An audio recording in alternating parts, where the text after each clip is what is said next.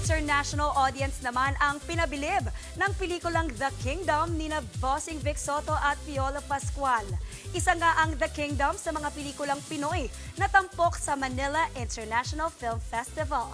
May report si Frontline Showbiz anchor Jervy Wrightson.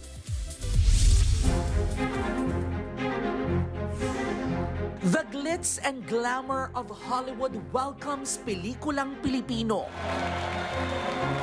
It is my profound honor to welcome each and every one of you here at the Directors Guild of America.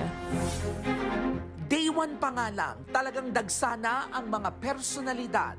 16 na pelikula ang naka-line up na ipalabas sa ikalawang Manila International Film Festival sa TCL Chinese Theater sa Hollywood. Siyempre, isa riyan ang The Kingdom ni Bossing Vic Soto at Piolo Pascual. Produced by MQuest Ventures, APT Entertainment at MZ Television Productions.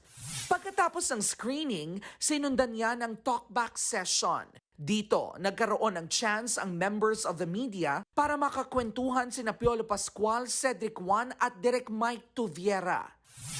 Sa nakaraang Metro Manila Film Festival, pinarangalan ang The Kingdom para sa Best Production Design at Best Visual Effects. Bukod siyempre sa The Kingdom, kabilang din sa MIFF ang ilan pang pelikulang ipinalabas sa 50th edition ng Metro Manila Film Festival na ginanap dito sa Los Angeles.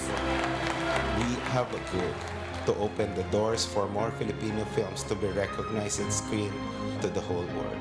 Nagbabalita mula sa Frontline, Jervy Wrightson, News 5. Mga kapatid, ito po ang inyong K-Alaman Queen, Kalad Karen. Always remember na ang K-Alaman ay K-Yamanan. Kaya para sa latest showbiz news at dagdag impormasyon, mag-follow at mag-subscribe sa social media pages ng News 5. K? Okay.